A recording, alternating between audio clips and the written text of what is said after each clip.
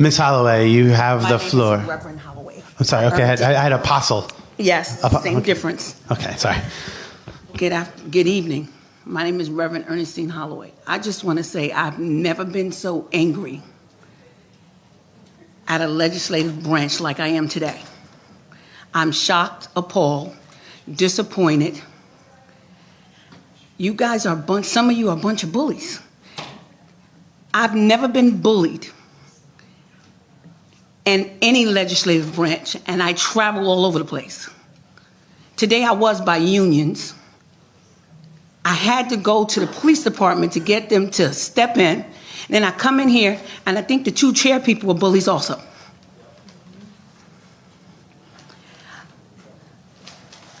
I'm shocked, and I represent all the inner cities.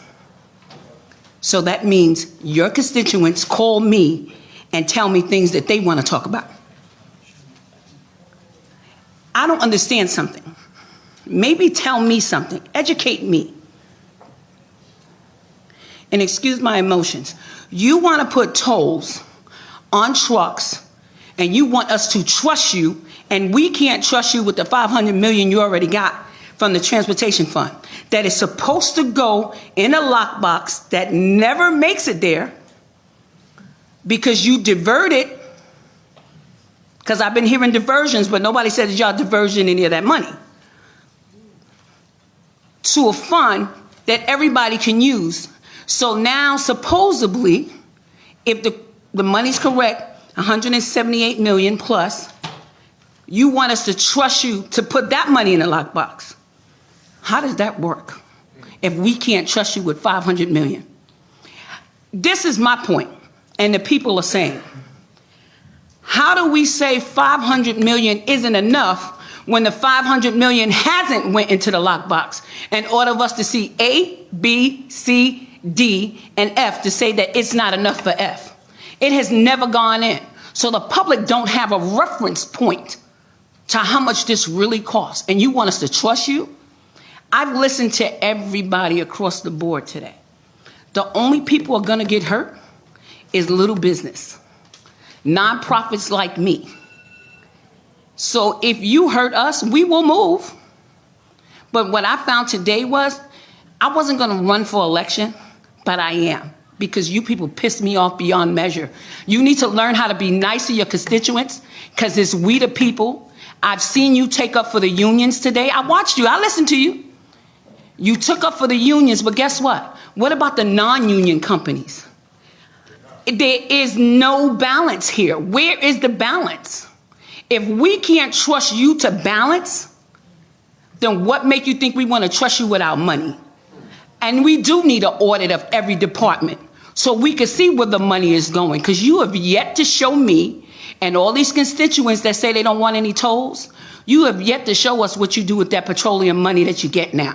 So if you vote for tolls, I promise you, and I want to say one thing to the gentleman in Waterbury, I applaud you, because people in Waterbury already asked me, how does this affect us? I said, don't look like you'll be getting anything, the way I read it. But after that gentleman spoke, I know they won't be getting any. So what I'm going to tell these constituents, because like I said, I'm Apostle Ernestine Holloway, I go into churches, places that you will never go in. And I promise you this day right here, I'm going to hit every church in every city, every town, and they're going to fight you on this. And I promise you, I promise God and all his angels, you are wrong. You didn't do your homework. You're rushing for this toll thing. You are rushing. And because you are rushing, you're going to make us pay for something that our kids won't even be able to afford. And that's wrong. And you got on that young man about what he was saying about special interests he has in this. You have special interests, not you per se, because you have many people that are in unions, that are on these boards, that get money because their agency or their whatever they calling themselves these days, because it's not bipartisan, they're getting money. Their jobs are getting money. When they leave here, they are the special interest group, and they're getting paid. And you know who's getting screwed?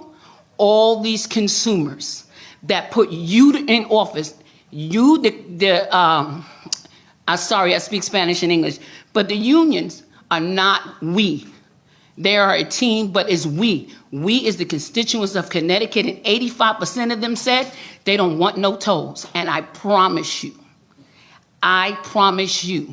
if I can hit 11,700 doors in 3 months, I'm going to hit a whole bunch of other doors in states and cities, towns, to get you people out of here, because you are robbing us blind and we can't afford it. The little people make $10 an hour. Where the heck are they going to pay for these tolls? Where are they going to pay for them? I'm just flabbergasted. Where do you think they're going to get money from? They're going to start robbing, they're going to start stealing, they're going to start taking packages in order to survive. Where's this money coming from? Where's the little people? Did you think of us? You're going to put nonprofits out of business.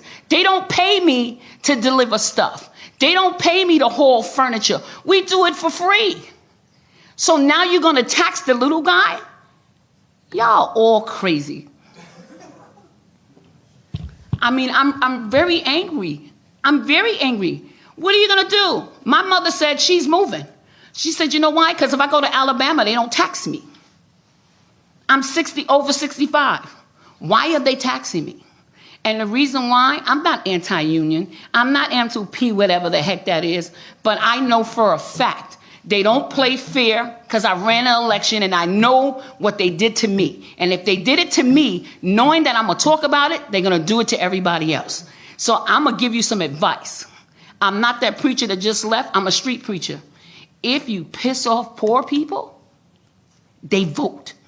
They only vote when they pissed off. And this poll situation is ticking people off beyond measure.